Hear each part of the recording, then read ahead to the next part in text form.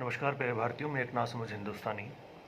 पिछले कुछ समय के अंदर, कुछ महीनों में, या आप ये मान के चलें कि विगत कुछ समय में ही ऐसी बहुत सी घटनाएं हुई जिसका जब आप संज्ञान लेते हैं तो आपको लगता है कि इस देश में चल क्या रहा है। देखिए, जब दो तरीके से इस बातों का नतीजा या निष्कर्ष निकाला जा सकता है। पहली चीज़ कि ऐसा क्यों है कि जो सरकार है वो अपना दमन चक्र जो है चला रही है। ये जो दक्षिण पंथ की विचारधारा है, ऐसा क्यों कर रही है। दो तरीके से होता है। जब राजा घिर जाता है तो उसके पास लास्ट रिसोर्ट जो या अंतिम उसके पास जो उसका निर्णय लेने की क्षमता होती है वो ये होती है कि पूरे जोश और पूरे उग्रता से और आक्रामकता से हमला करो, या तो हम जिएंगे या मरेंगे।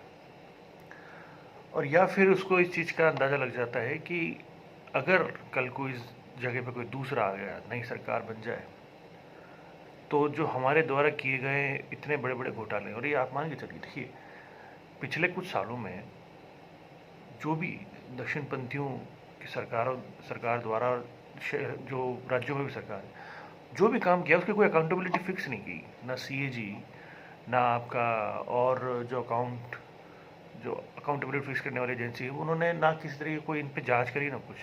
भ्रष्टाचार तो हर कोई जानता है कि राजनीति में होता है, लेकिन उसकी जांच परख करने की कोई एजेंसी के पास इतनी ताकत नहीं है कि वो सरकार के खिलाफ कुछ कर सके।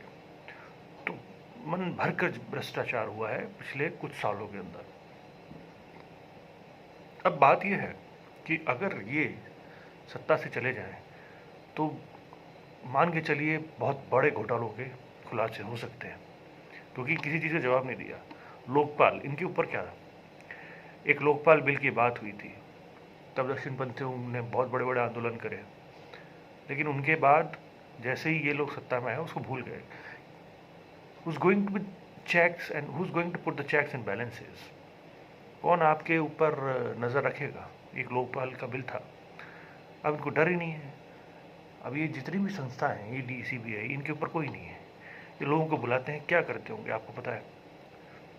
सबको पता है कि संस्थाओं की प्रक्रिया क्या है। एक NCB के अंदर एक अफसर के घोटाले का पता चला था, वो जो साफ साफ उसने फिरौती मांग रहा था वो। तो ये सब चीज़ें सार्वजनिक हैं, ये हर जगह पता है।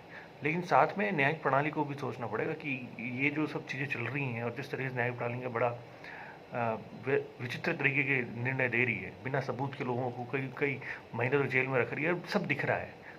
तो ये सोचना चाहिए कि आपका मजाक ना बने। जय हिंद, जय भारत।